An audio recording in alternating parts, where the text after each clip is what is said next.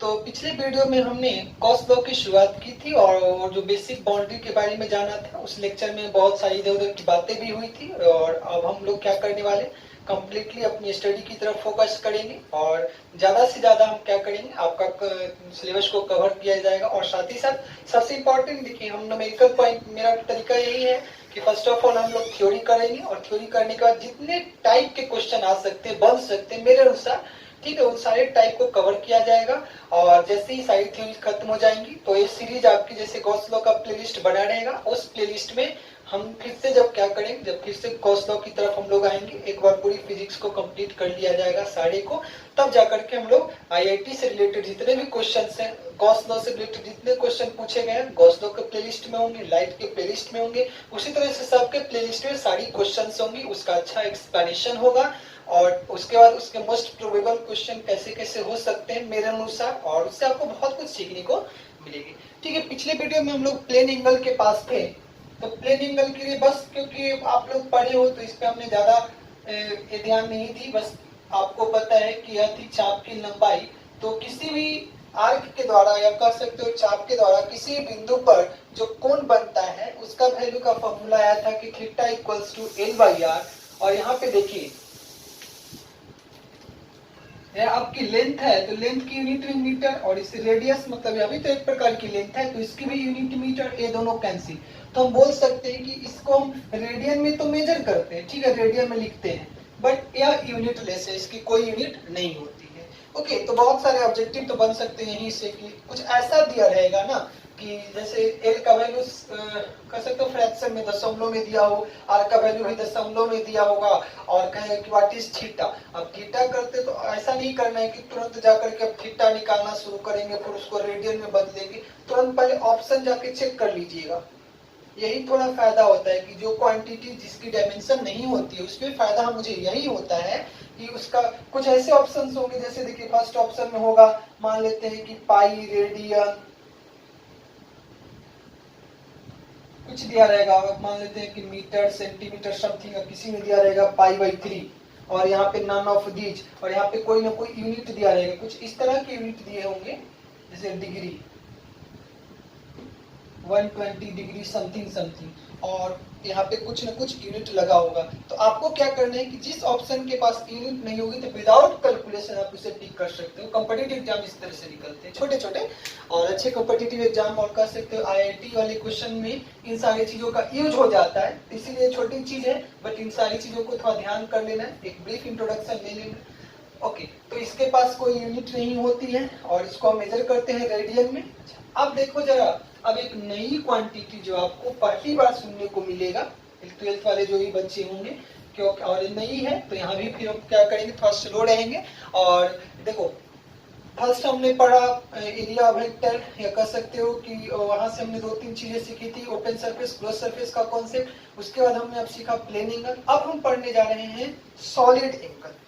Heading डालेंगे क्योंकि थोड़ी आवाज की प्रॉब्लम थी शायद आपको। प्लेन एंगल, और देखिए बीच बीच में क्या होता है ना कि थोड़ा हम लोग का जो सेटअप उतना कह सकते हो कि नहीं है, बट वो धीरे धीरे सही हो जाएगी। तो बीच बीच में जाकर के वीडियो को हमको देखना भी पड़ता होता है कि क्या दिक्कत है या नहीं है। जैसे यहाँ देखिए, अब हमको ये जानना है, नेक्स्ट टॉपिक डालेंगे छोटी सी, सॉलिड एंगल, हिंदी में बोलते हैं उसको।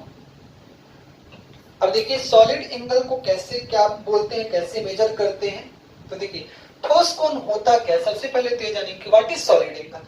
देखिए सॉलिड एंगल का कहना ये है, it is the angle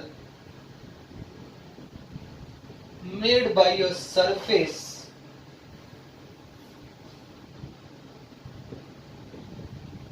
at a point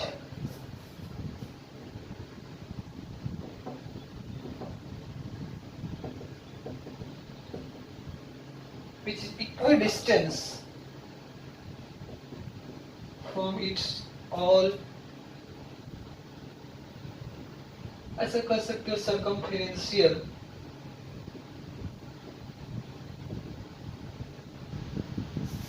points।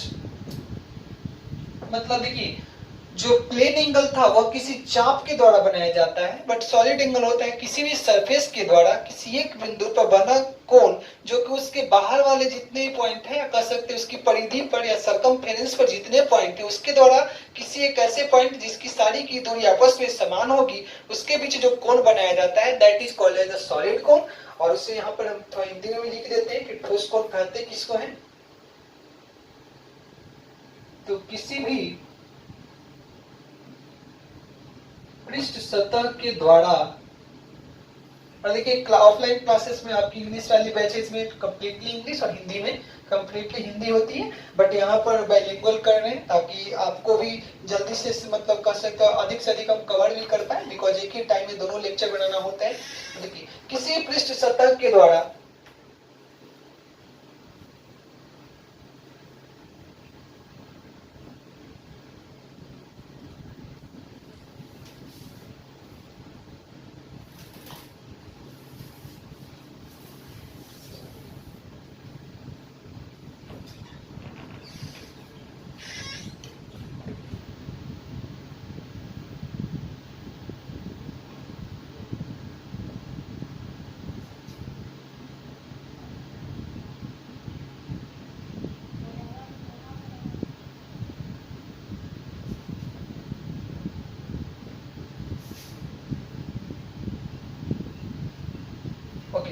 अब इसको हम फिगर के सहारे भी समझेंगे। सबसे पहले हम लोग यह जानते हैं, जैसे देखिए यह हमारे पास एक सतह है और इस सतह में हम क्या देखने वाले हैं कि इस सतह के जितने बाहर वाले यानी कह सकते हो कि परिधि और सरकमफेरेंशियल पॉइंट है, जैसे इसी को देखते हैं सरकमफेरेंशियल पॉइंट है, तो यह एक सतह है।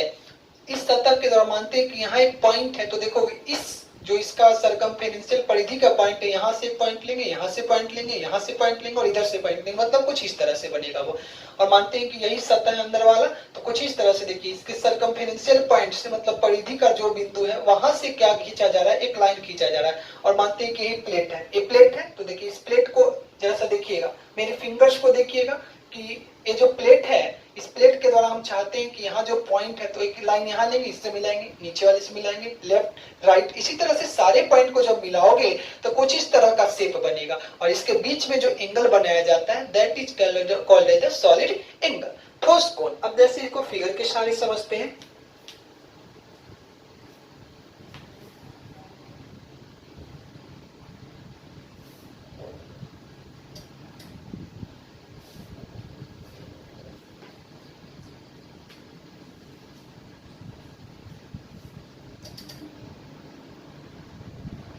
मानते हैं कि एक आर्बिट्री शेप का, कोई भी शेप का, अब इस शेप में आप ले सकते हो प्लेट, डिस्क, किसी चीज को ले सकते हैं जिसके पास एक सतह हो, क्षेत्रफल हो। अब देखते हैं जरा कि मानते हैं कि इसके परिधि पर, मानते हैं कि देखिए इसके परिधि पर बाहर वाले सरफेस पर बहुत सारे पॉइंट हैं, 1 2 3 4 5 6 7 8, बहुत सारी पॉइंट्स हैं और यहाँ पर पॉइंट है। ओके, अब जरा सा देखोगे क्या, हमने क्या बोला कि ठोस कोण क्या होती है, किसी भी सतह के द्वारा किसी बाहर के किसी बिंदु पर, सतह के द्वारा बाहर के किसी बिंदु पर परिधि पर उपस्थित जितने भी पॉइंट्स हैं उसके द्वारा जब उसको मैच करोगे तो उसके बीच में कोण बनती है, उस कोण को हम ठोस कोण कहते हैं। जैसे यहाँ पे देखिए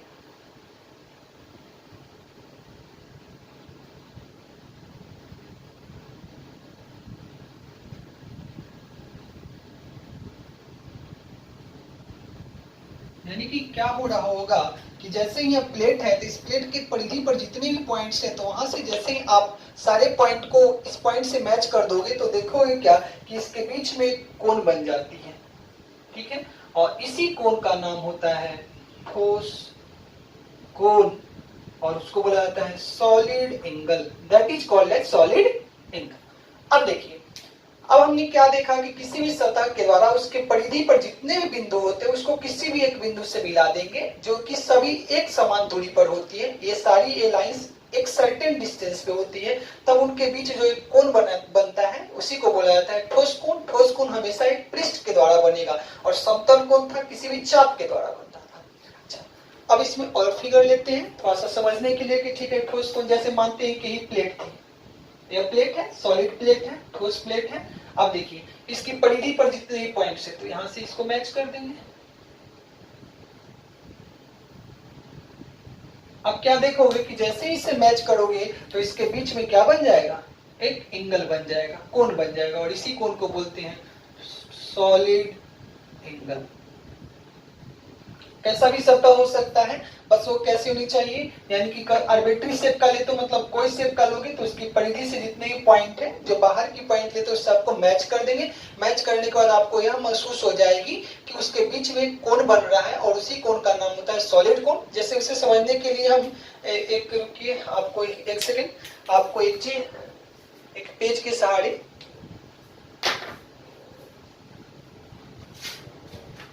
जैसे, हाँ यहाँ पे देखिएगा, अब मानते हैं ना कि कुछ इस तरह से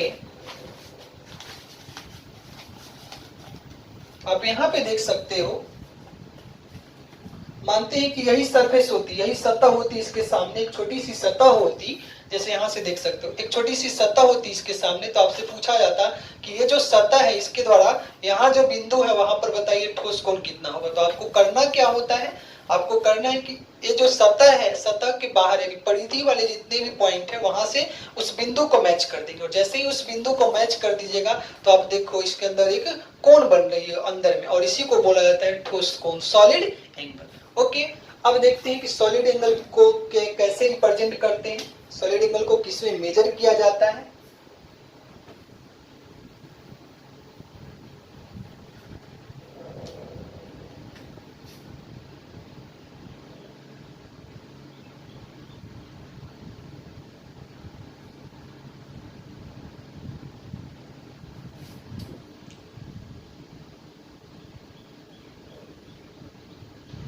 ठीक है, यानी कि इस परिधि से, इस परिधि पर जितने भी पॉइंट है उससे इसको मैच करते हैं, और मैच करने के बाद यहाँ जो एंगल बनती है that angle is called as the solid angle. Solid angle को हम ऐसा भी कर सकते हैं, इसी एंगल को हम बोलते हैं सॉलिड एंगल। एंड देखिए सॉलिड एंगल को कैसे रिप्रेजेंट करते हैं, और सारे पॉइंट को हम लिख देते हैं।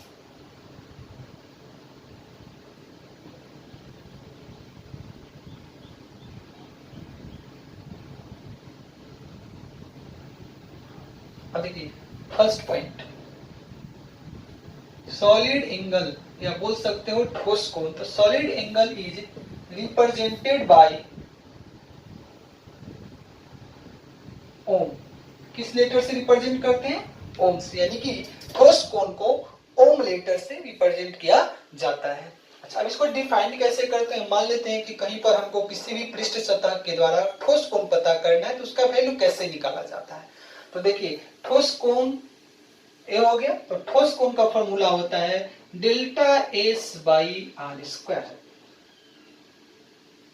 यानी कि ठोस कोण का मान कैसे निकालते हैं, तो ठोस कोण solid angle is equals to delta S by are square. Delta S क्या है, तो डेल्टा एस है एरिया वेक्टर, ठीक है, यानी एरिया का मैग्नीट्यूड बटा उसके बीच का डिस्टेंस। अब यहाँ से हम बारी बारी से जानेंगे कि आर क्या है, डेल्टा एस क्या है, इसको क्या कहते हैं, और एक फिगर के सहारे समझेंगे, और वहां पर एक छोटी सी ऑब्जेक्टिव क्वेश्चन कर लेंगे, ताकि जब एग्जाम में क्वेश्चन आ जाए तो हम गलती ना करें।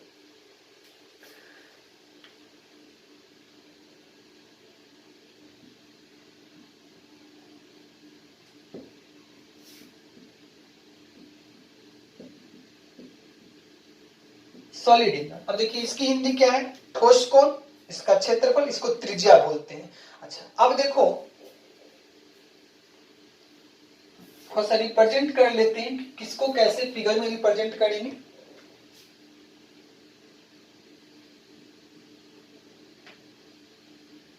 ये पॉइंट है, इस पॉइंट से हर परिधि पर जितने भी बिंदु हैं सभी की डिस्टेंस सेम है, तो इसको बोला जाता है ठोस कोण, जिसको ओम से रिप्रेजेंट करते हैं। अब देखिए इस बिंदु से और इसके सेंटर के बीच की जो दूरी है उसी को बोला जाता है। फिर से समझिए कि मानते हैं कि यह एक प्लेट है, इस प्लेट की त्रिज्या कैपिटल आर है, ओके, और इस तरह से एक फिगर दिया हुआ और आपसे पूछा है कि बताइए ठोस कोण कितना है, तो हम तुरंत ठोस कोण का फॉर्मूला लिखेंगे कि ठोस कोण is solid angle Om is equals to delta S by are square.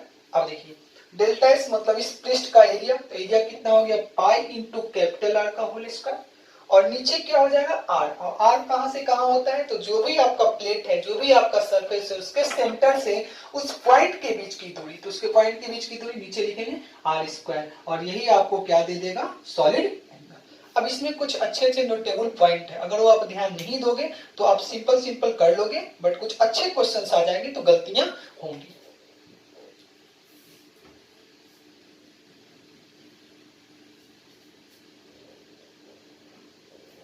चलिए अगला पॉइंट क्या लिखना है कि सॉलिड एंगल ओम को स्ट्रेडियन में मेजर करते हैं।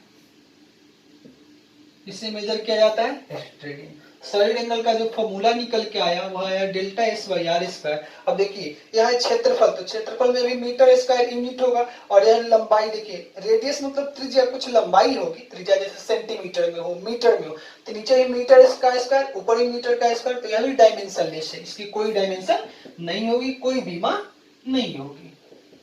अब इसका सबसे इंपॉर्टेंट पॉइंट होता है कि इसकी लिए कंडीशन क्या है, ठीक है। अब देखिए क्योंकि ये फॉर्मूला तो सबको पता होता है कि solid angle Om is equals to delta S by are square, but इसका कंडीशन क्या है कि ये फॉर्मूला हम हमेशा लगाएंगे या नहीं लगाएंगे, वो सारी केसेस को हम देख लेते हैं। आफ्टर दैट छोटे छोटे 2 पॉइंट और पढ़ेंगे, और ये छोटी सी टॉपिक मतलब जो जरूरी था हमें पढ़ना, area vector, plane angle, solid angle खत्म हो जाएगी। तब जाकर के आपको रियल जो इस चैप्टर का जो खूबसूरती है इलेक्ट्रिक फ्लक्स, इलेक्ट्रिक फ्लक्स को थोड़ा डिटेल में, थोड़ा डीप में बहुत अच्छे से जानेंगे, और वहां पे कुछ अच्छे अच्छे क्वेश्चंस भी करेंगे जो आपको लगेगा उस क्वेश्चन को करने के बाद कि हाँ ये सारी चीजें तो के बिना उसको नहीं जान सकते, और सब इन जैसे ही वो चारों पॉइंट हम लोग जान लेंगे तब जाकर के हम लोग गॉस लॉ की शुरुआत करेंगे।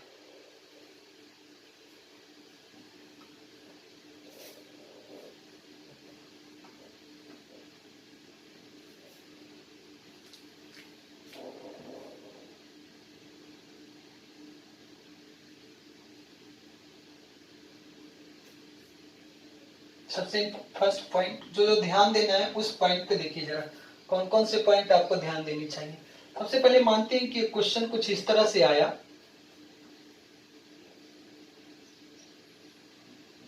ये था 10,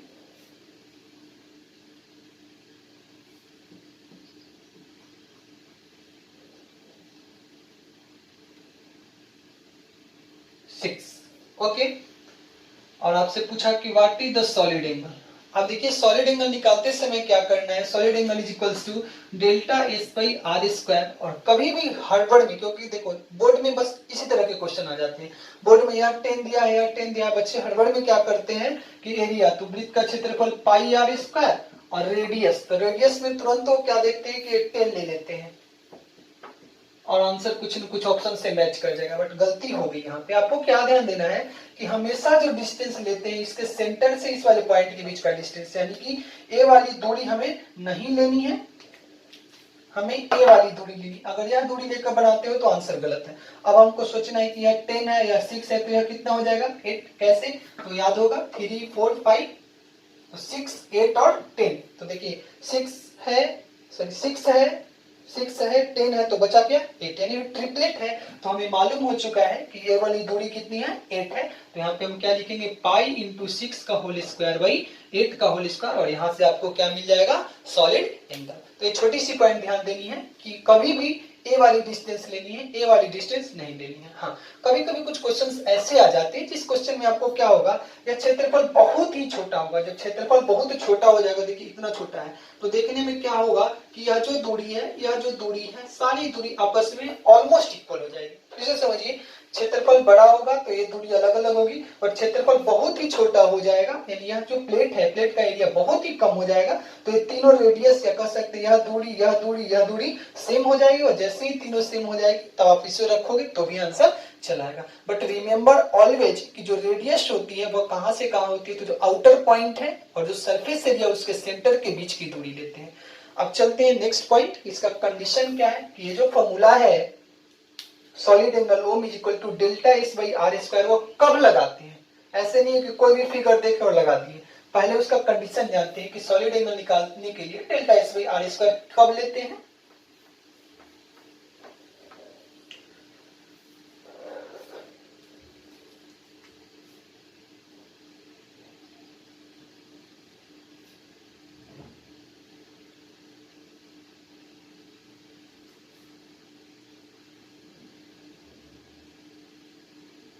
इसको बोलते हैं सॉलिड एंगल ओ।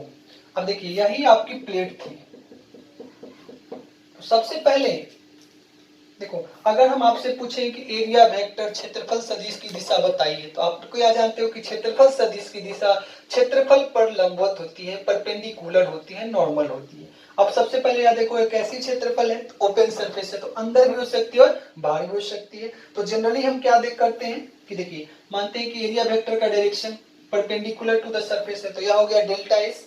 और जरा सा रेडियस वेक्टर, या कह सकते हो कि त्रिज्या सदिश, यह क्या है, क्षेत्रफल सदिश और त्रिज्या सदिश। तो ए वाली डिस्टेंस और ए वाली पॉइंट, इन दोनों पॉइंट के बीच की जो दूरी है उसको बोलते हैं radius vector are.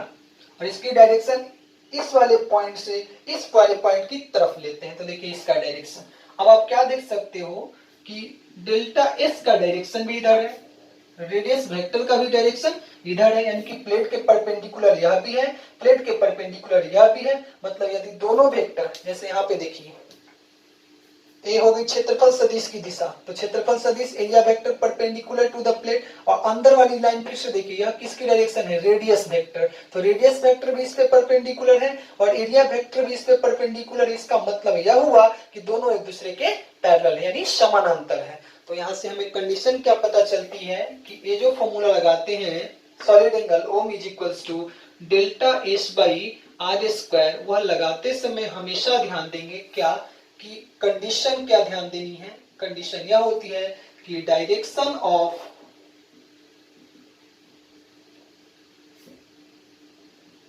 Area vector, क्या ध्यान देनी है कि direction of area vector and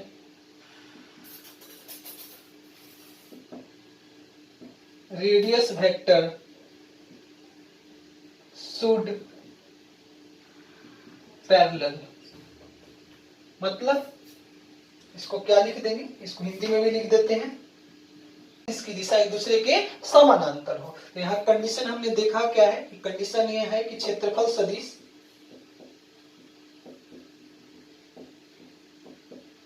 तथा त्रिज्या सदिश की दिशा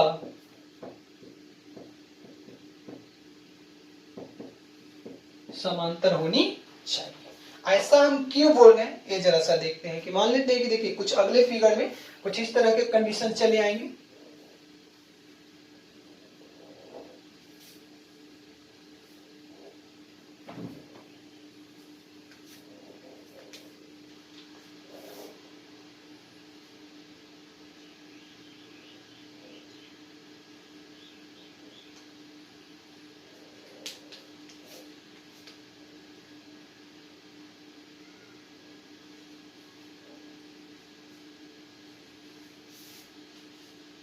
अब देखिए आपको क्या देखने को मिल रहा है, यह है पॉइंट मानते हैं ओ, यह है पॉइंट पी। बट अब क्या देखेंगे कि एक बार क्षेत्रफल मेरी कुछ इस तरह से, यही प्लेट थी, फर्स्ट वाली प्लेट, फर्स्ट वाली प्लेट है। बट अब देखिए हमने क्या किया है, जो प्लेट ऐसे थी परपेंडिकुलर थी, मतलब सीधी रखी हुई थी, अब इसको हम थोड़ा सा टिल्ट कर देते हैं, या तो आगे की तरफ या तो पीछे की तरफ टिल्ट कर देते हैं, तो एक प्लेट ऐसी हो गई। अब इन दोनों प्लेट को हम जरा बाहर बना के आपको दिखा देते हैं। यह प्लेट थी, यही पॉइंट था, ये पॉइंट था, यहां से इसको मैच कर दिए, इसको मैच कर दिए। पहले प्लेट कैसे थी, तो पहले प्लेट ऐसे थी, यहां था लाइन, और तो कंडीशन क्या है कि यहां पर और इन दोनों फिगर में अंतर क्या है, सबसे पहले यह समझ लीजिए। यदि आपको मान लेते हैं कि यह भी एक वृत्त है और इसकी त्रिज्या दी हुई है आर, और यह दूरी मालूम है आर न लेकर के इसको कैपिटल आर लीजिए, और ये स्मॉल आर। यहाँ फिर से देखिए, मान लेते हैं कि यह है कैपिटल आर और यह है स्मॉल आर। आप क्या करोगे कि अगर आप नहीं जानते हैं वह कंडीशन, तो आपके साथ गलती क्या होगी कि आप हड़बड़ में क्या करोगे कि यहाँ देखो, कोई पूछे कि बताइए सॉलिड एंगल फर्स्ट कौन, तो फॉर्मूला होता है delta S by are square. अब देखिए इस दोनों प्लेट तो सेम है, क्योंकि दोनों की त्रिज्या 8 है, तो क्षेत्रफल कितना हो जाएगा, पाई आर स्क्वायर बटा स्मॉल आर स्क्वायर। तो यह पहले वाले के लिए, दूसरे वाले के लिए भी यदि हम सॉलिड एंगल निकालते हैं तो delta S by are square, formula हो जाएगा पाई कैपिटल आर का होल स्क्वायर बटा स्मॉल स्क्वायर। अब क्या है कि अब प्रॉब्लम क्या हो जाएगी कि यह भी देखने से आ रहा है answer pi are square by small r square, यह भी pi are square by small r square, दोनों तो सही है। बट आपके साथ गलती क्या हो रही है कि देखिए यह फॉर्मूला हम तभी लगा सकते हैं जब जो भी सरफेस है जिसका हम सॉलिड एंगल निकाल रहे हैं वह सरफेस पर जो क्षेत्रफल सदिश है, एरिया वेक्टर है, उसका डायरेक्शन और जो रेडियस है या कह सकते हो जो त्रिज्या सदिश है उसकी दिशा एक दूसरे के समानांतर होनी चाहिए। तो हम तो चेक करेंगे सबसे पहले कि समानांतर है कि नहीं। तो यहाँ पे जरा सा देखेंगे, यह जो प्लेट है, प्लेट पर यदि हम पूछें कि एरिया वेक्टर की दिशा किधर होगी, और देखिए ये जो प्लेट है ऐसे रखी हुई है, ध्यान रखिएगा आपके तरफ नहीं है, इस तरह से रखी हुई है, तो नॉर्मल कैसे होगी, इसके लंबवत। तो देखिए क्षेत्रफल सदिश की दिशा इधर है और देखिए त्रिज्या सदिश, तो यह बिंदु थी, यह बिंदु थी, तो इधर से इधर की तरफ होती है, तो यह भी इसी दिशा में है और यह भी इसी दिशा है, मतलब दोनों समानांतर है। इसका मतलब यह तो सही है। परंतु इस फिगर को देखिए, इस फिगर में क्या दिक्कत है, इस बार प्लेट ऐसे नहीं, यहाँ देखोगे अगर प्लेट ऐसे थी तो नॉर्मल तो ऐसे है, बट इसी प्लेट को ऐसे कर देते हैं तो नॉर्मल तो ऊपर की तरफ चली गई, टेढ़ी हो गई। तो अगर कोई पूछेगा तो देखिए त्रिज्या सदिश, इस फिगर को हम अलग बना के आपको समझाते हैं।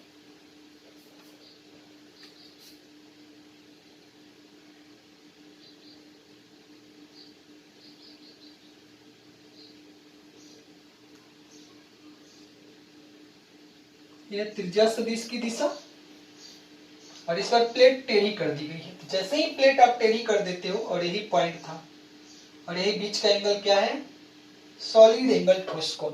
अब देखो त्रिज्या सदिश की दिशा इधर है, बट यदि इस प्लेट पर लंबवत पूछी जाए नॉर्मल किधर है या कह सकते हो एरिया वेक्टर का डायरेक्शन किधर है, तो हमको पता है कि वह सतह पर लंबवत होती है। तो सतह पर लंबवत मतलब इस डायरेक्शन में। अब जरा सा देखिए गलती क्या हो गई, कंडीशन क्या था इसको लगाने के लिए कि दोनों समानांतर होनी चाहिए, बट क्या यहाँ पर देखने से यह त्रिज्या सदिश की दिशा है या क्षेत्रफल सदिश की दिशा है, क्या दोनों एक दूसरे के समानांतर है?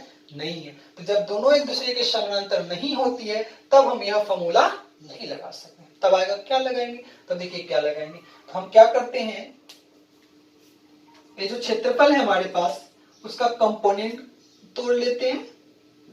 देखिए इसका कैसे कैसे करोगे, तो यह प्लेट ऐसे है तो इसका एक कंपोनेंट हो जाएगा इस तरह से और एक कंपोनेंट होगा डाउन, यानी एक वर्टिकल कंपोनेंट होगा एक हॉरिजॉन्टल कंपोनेंट होगा। तो जैसे ही इसका हम कंपोनेंट करोगे तो देखिए हम मान लेते हैं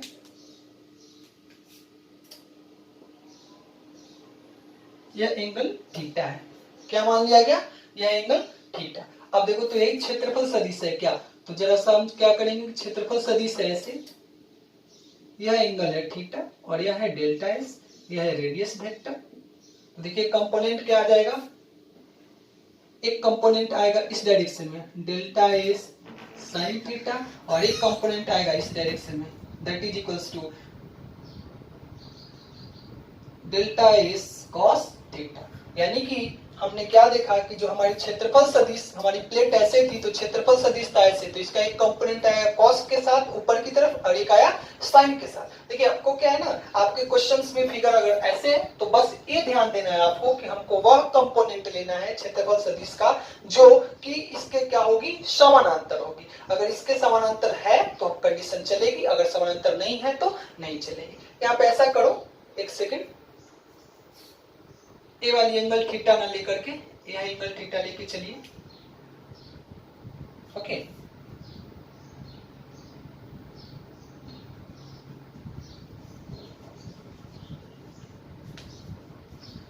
अच्छा इन सभी को मिटा देते हैं।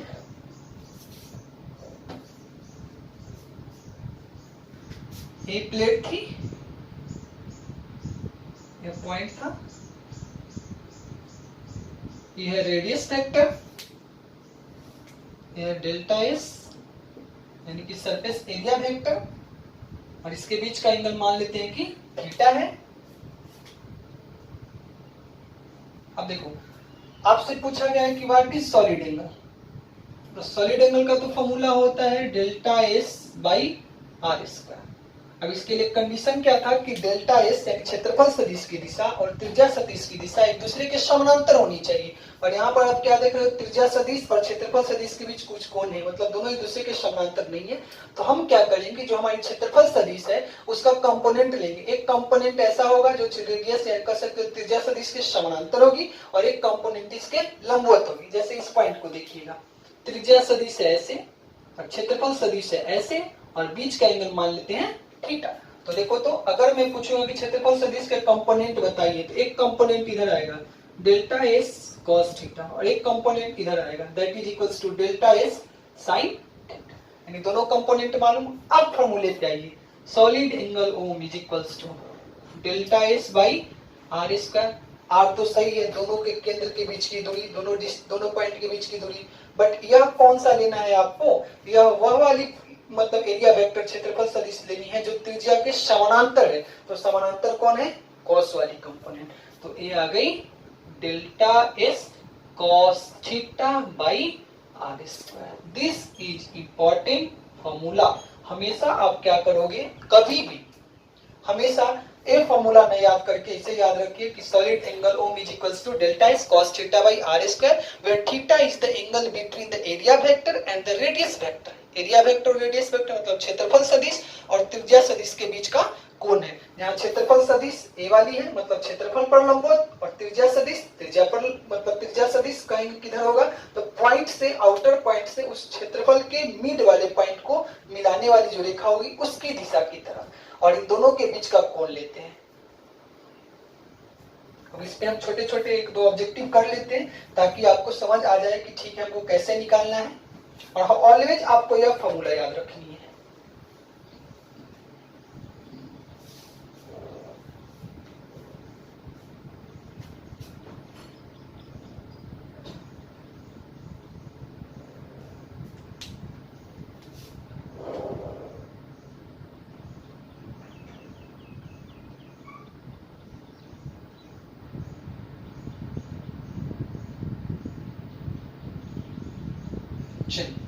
अगर आपसे कोई पूछे कि बताइए एरिया वेक्टर, तो एरिया वेक्टर तो आप निकालोगे। यदि आपसे कोई पूछे कि सॉलिड एंगल निकालिए, तो देखिए solid angle is equals to delta S by are square. सबसे पहले आप तो कंडीशन चेक कर लो, सबसे पहले कंडीशन चेक कर लेनी चाहिए कि क्या एरिया वेक्टर का डायरेक्शन और रेडियस का डायरेक्शन एक दूसरे के पैरेलल है तो यह फॉर्मूला लग जाएगी।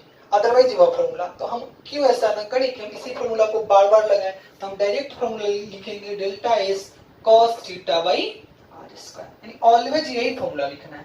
अब चलते हैं बारी बारी से चेक करते हैं कि थीटा क्या था। तो theta is the angle between, theta is the angle between radius vector and area vector, इन दोनों के बीच का कोण। तो यहां जरा सा देखिएगा, रेडियस वेक्टर भी इसी डायरेक्शन में है, रेडियस वेक्टर भी इसी डायरेक्शन में है, ओके, क्योंकि यहां से मिलाते हैं इस डायरेक्शन में। और एरिया वेक्टर, तो एरिया वेक्टर मतलब क्षेत्रफल सदिश, और क्षेत्रफल सदिश हमेशा क्षेत्रफल पर लंबवत होती है। तो क्षेत्रफल पर जैसे ही लंबवत ड्रॉ करोगे तो हो गई डेल्टा एस। अब आप क्या देख पा रहे हो, यह प्लेट पर लंबवत है और यह भी प्लेट पर लंबवत है, इसका मतलब दोनों एक दूसरे के पैरेलल है। जब दोनों एक दूसरे के पैरेलल हैं तब एंगल कितना डिग्री, 0 डिग्री। तो यहाँ पर हम क्या डालेंगे,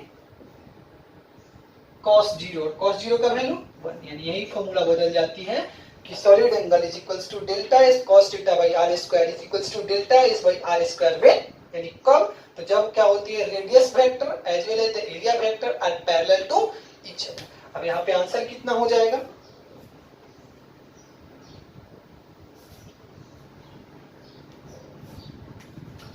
सॉलिड एंगल डेल्टा एस, तो डेल्टा एस एरिया लीजिए, एरिया कितना हो जाएगी पाई इंटू 7 का स्क्वायर, रेडियस तो फिर कितना 7 का स्क्वायर, तो आंसर कितना आया पाई दे दिया।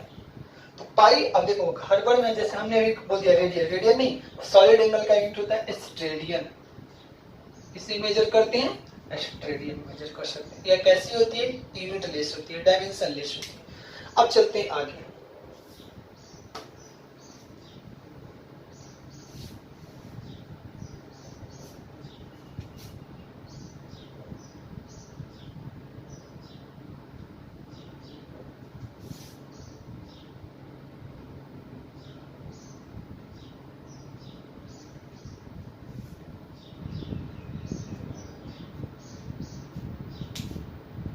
अब देखिए यहाँ पर रेडियस वेक्टर ऐसे है किंतु एरिया वेक्टर ऐसे है, क्योंकि एरिया वेक्टर क्षेत्रफल सदिश अपने क्षेत्रफल पर लंबवत होगी। अब मान लेते हैं कि इसके बीच का एंगल मान लेते हैं कि 60 डिग्री है। ओके, अब आपसे पूछा जाए कि बताइए सॉलिड एंगल कितना है, तो फॉर्मूला लिखेंगे solid angle delta S is equals to solid angle Om is equals to delta S cos theta by are square. और डेल्टा एस तो सबसे पहले तो इस प्लेट का एरिया तो कितना हो जाएगा पाई इंटू 7 का स्क्वायर, रेडियस कितना हो गया 7 का स्क्वायर इंटू कॉस थीटा, तो थीटा इन दोनों के बीच का एंगल है तो कॉस 60 ये हो गया पाई एंड कॉस 60 का वैल्यू sin 30 1/2 यानी पाई बाई 2 एस्ट्रेडियन। अब एक इंपॉर्टेंट क्वेश्चन जैसे या तो बोर्ड के लिए 12th बोर्ड में ऐसे ही क्वेश्चन आते हैं, आपको सिंपल क्वेश्चन होगा, बस फॉर्मूला याद होना चाहिए कि ठोस कोण is equals to area vector क्षेत्रफल सदिश का मान delta S by are square. R पे ध्यान देना है कि आर इन दोनों के बीच की दूरी होती है, ना कि यहाँ और यहाँ के बीच की दूरी। अब लास्ट इस पे छोटी सी क्वेश्चंस कर लेते हैं।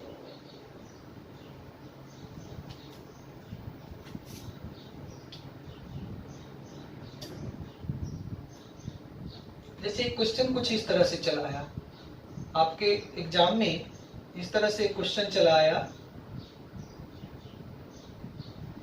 और आपको रेडियस वेक्टर इधर दे चुका है, इस बार उसने एरिया वेक्टर का डायरेक्शन चेंज कर दिया, यही है एरिया वेक्टर का डायरेक्शन और यह एंगल दे दिया उसने 30 डिग्री। अब देखो क्या क्या दिक्कत हो गया, सारा कंडीशन सेम है, इसकी रेडियस है 7 मीटर और यहाँ से यहाँ की दूरी फिर से उसने दे दिया है 7 मीटर और यही पॉइंट है। और आपसे पूछा है कि what is the solid angle, ठोस कोण कितना है, what is the solid angle. अब देखिए जो बच्चे वो फॉर्मूला दोनों फॉर्मूला जानते हैं, सारा कंडीशन जानता है, वो कहाँ कहाँ गलती करेगा ये देखिए। सबसे पहले delta S cos theta by are square, अब क्या गलती होगी उससे डेल्टा एस, तो फिर से area pi are square cos, नीचे चलते हैं आर स्क्वायर सेल का स्क्वायर। अब चलिए थीटा, अब उसने क्या देखा था, वो तो जानता था कि एरिया वेक्टर और रेडियस के बीच का एंगल, तो उसने तुरंत यहाँ पे क्या रख दिया 30 डिग्री, और 30 डिग्री रखोगे तो आंसर हो गया गलत। क्यों गलत हो गया पता है, क्योंकि उसने बोला था कि डायरेक्शन लेना है रेडियस वेक्टर और सरफेस एरिया वेक्टर के बीच का एंगल, और इस बार देखिए यहाँ पर एरिया वेक्टर का डायरेक्शन इधर है और इसका डायरेक्शन इधर है। इसका मतलब आपसे गलती क्या हो गई है, आपको कभी भी आपको बताया गया वेक्टर में कि दो वेक्टर के बीच का एंगल तभी लेते हैं या जब दोनों का या तो टेल मिलता है या तो दोनों का हेड मिलता है, या सिंपली कर सकते हैं कि दोनों एक ही पॉइंट पर डाइवर्ज करती हो या तो कन्वर्ज करती हो, एक ही बिंदु पर आती हो चाहे एक बिंदु से बाहर जाती हो। तो हमेशा हड़बड़ ना करें, क्योंकि ये फॉर्मूला जानता सबको ही है सारा कुछ। मेरा काम क्या है, थ्योरी तो पढ़ाना ही पढ़ाना है, टाइम मैं जरूर लेता हूँ, बट प्रॉब्लम क्या है कि हम बस इस चीज पे ज्यादा फोकस करते हैं कि आपसे कहाँ कहाँ गलतियां हो सकती है। तो देखो हड़बड़ में गलतियां यही होती है कि कोई बच्चा 30 रख के बना लेगा, एक ऑप्शन भी रहेगा और बना करके वह बहुत खुश हो जाता है, बट उसने ध्यान नहीं दिया कि दो वेक्टर के बीच का एंगल तब लेते हैं जब दोनों का हेड मिले चाहे दोनों का टेल मिले। अब यहाँ पे क्या देख रहे हो कि यह वेक्टर इधर की तरफ है, यह वेक्टर इधर की तरफ और यह वेक्टर इधर की तरफ, और इसके बीच का एंगल दिया 30 डिग्री और आपने गलती से रख लिया 30, आपको 30 नहीं रखना चाहिए था। इस लाइन को जब आगे की तरफ बढ़ाओगे तो देखिए इसका भी टेल मिल गया और इसका भी टेल, तो बचा कितना 150 डिग्री। और जैसे ही यहाँ पर अगली बार आप जो बच्चा इस कंडीशन को इस कॉन्सेप्ट को समझता था वेक्टर में, अच्छे से वेक्टर इसका पढ़ा है, तो वह यहाँ पे रखेगा cos 150 डिग्री बाई 7 का स्क्वायर और उसके बाद आंसर चला आएगा। ओके क्या, तो यहाँ पर प्लस में आएगा और यहाँ पे माइनस में आएगा। ओके, तो इन सारी चीजों का हमेशा ध्यान रखें कि एंगल क्या लेनी है। तो छोटी सी पॉइंट थी बट इंपॉर्टेंट पॉइंट थी। अब एक बहुत छोटा सा 2-3 स्टार पॉइंट लिखेंगे और इस टॉपिक को फिनिश करेंगे।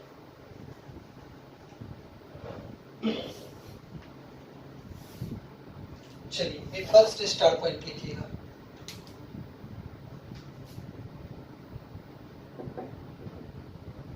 solid angle for a closed surface of any shape at internal point is equals to 4 pi. Solid angle कितना होता है किसी भी क्लोज सरफेस के लिए? अब क्लोज सरफेस का है आर्बिट्री शेप, कोई भी शेप का, जैसे यह क्लोज सरफेस है, यह भी क्लोज सरफेस है, यह भी क्लोज सरफेस है, यह भी क्लोज सरफेस है। यानी कि क्लोज सरफेस कोई भी शेप का हो, उसके अंदर के कोई भी बिंदु पर, चाहे यहाँ चाहे यहाँ चाहे यहाँ, कहीं पे भी आप अगर आप चाहते हो कि ठोस कोण का, टोटल ठोस कोण यानी कि कुल ठोस कोण का मान कितना होगा, तो वैल्यू कितना होता है 4 pi, that is equal to delta S cos theta by are square. और हम ऐसे भी लिख सकते हैं delta S by are square. अब मान लेते हैं कि एक स्फीयर को ले लीजिए, तो स्फीयर का surface area 4 pi are square by are square, ये कैंसिल हो गया, कितना हो गया 4 पाई। यानी कि हमको यह पता लग चुका है कि कोई भी शेप। अब बहुत लोगों को कंफ्यूजन कहाँ होती है, हमने क्लासेस से भी देखा है कि सर इसका तो surface area 4 pi are square, इसका तो हो जाएगा total 2 pi R into R plus H, इसका पाई आर एल, और इसका तो आर्बिट्री शेप का है तो इंटीग्रेशन करके निकालना होता है, तो 4 पाई कैसे? तो देखो ये है तो ऐसे, बट आप जैसे ही इस पे जब आर्बिट्री शेप का हो जाएगा, मतलब इरेगुलर शेप का हो जाएगा, तो उस केस में क्या करते हैं, इस पे छोटा छोटा एरिया लेंगे और बारी बारी से इस एरिया के कारण क्या निकालेंगे, सॉलिड एंगल निकालेंगे, छोटा वाला, हर एक छोटा वाला निकालते जाएंगे। जैसे ही छोटे छोटे को निकाल करके एक बार जोड़ोगे तो यह किस तरह के शेप में कन्वर्ट हो जाएगा, गोले के शेप में कन्वर्ट हो जाएगा। यहाँ भी एक छोटा छोटा लेकर के कैलकुलेट करोगे सॉलिड एंगल, तो एक किस में कन्वर्ट हो जाएगा, गोले में कन्वर्ट होगा। और जैसे ही गोले में कन्वर्ट हो जाएगा तो फिर तो आप अपने से इमेजिन करो कि अगर उस सतह का, तो वहां से सॉलिड एंगल इस सतह का, ऐसे करते करते ऊपर, इसी तरह से करते करते चारों तरफ, यानी आपके चारों तरफ एक स्फीयर बन जाएगी, गोला बन जाएगी। और गोले का फिर से सब पृष्ठ क्षेत्रफल जब आप निकालोगे तो 4 पाई आर स्क्वायर। और हमेशा ध्यान देते हैं कि कोई भी शेप का हो, बट अंदर के बिंदु पर सॉलिड एंगल का मान होता है 4 पाई। कितना लेना है 4 पाई। तो यह स्टार पॉइंट हमेशा ध्यान रखें कि solid angle for a close surface, बंद सतह होनी चाहिए। ऐसा नहीं कि ओपन सतह है और आप कहो कि 4 पाई, नो, ऑलवेज कैसी होनी चाहिए, क्लोज सरफेस होनी चाहिए। तो फिगर आप नोट कर लो, और सबसे इंपॉर्टेंट ये पॉइंट नोट कर लो कि कोई भी शेप का रहेगा, हमेशा ध्यान रखना है कि सॉलिड एंगल होती है 4 पाई। इसको हिंदी में भी लिख देते हैं।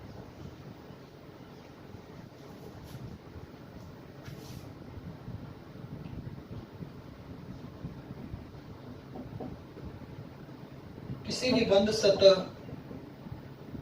के लिए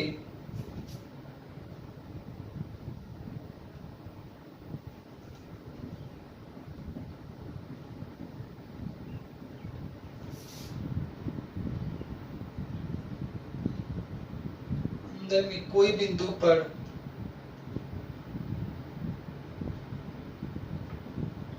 ठोस कोण का मान 4 पाई होता है। ध्यान हमेशा रखिए, क्यों, बोर्ड वाले बच्चे तो इसे याद ही कर जाएं, अगर समझ गए तो अच्छी बात है। और हमेशा बोर्ड में ऑब्जेक्टिव में आ जाता है कि बताइए शंकु के लिए, गोले के लिए ठोस कोण का मान कितना होता है। और कभी कभी क्या कर देता है, गोला दे देता है, और एक, जैसे देखिए बोर्ड में कैसे क्वेश्चन है, एक गोला दे देगा और एक सिलेंडर दे देगा। अब बोलेगा कि बताइए दोनों के ठोस कोण का अनुपात कितना होगा। अब बच्चों में गलतियां क्या होती है, जो फॉर्मूला जानता है हड़बड़ हड़बड़ में, वो क्या करेगा, delta S by are square. अब एक बार वो गोला का रखेगा क्षेत्रफल, तो 4 पाई आर स्क्वायर बटा आर स्क्वायर, और इसकी भी त्रिज्या आर ही दी हुई रहेगी, मान लेते हैं ये कैपिटल आर, और ये भी मान लेते हैं कि आर ही दी हुई है, तो वो वैल्यू यहाँ पे रख लेगा कैपिटल आर। एक निकलेगा गोले के लिए, उसी तरह से निकालेगा किसके लिए, सिलेंडर के लिए, तो 2 पाई आर इंटू एच बटा आर स्क्वायर, या कैपिटल आर ही, इसको भी ले लीजिए। अब दोनों का वैल्यू निकालेगा और डिवाइड करेगा, और डिवाइड करके कोई ना कोई ऑप्शन वह मिला ही देगा। बट प्रॉब्लम क्या है कि उसको ये ध्यान रखना चाहिए कि सतह का आकृति, सतह का शेप कुछ भी हो, गोला हो, शंकु हो, बट बंद सतह है, तो उसके लिए टोटल ठोस कोण का मान, इसका भी 4 पाई और इसका भी 4 पाई, तो 4 पाई ऊपर 4 पाई नीचे, तो दोनों का अनुपात होगा 1:1, यानी 1:1 के अनुपात में होती है। तो बोर्ड टाइप क्वेश्चन होगा।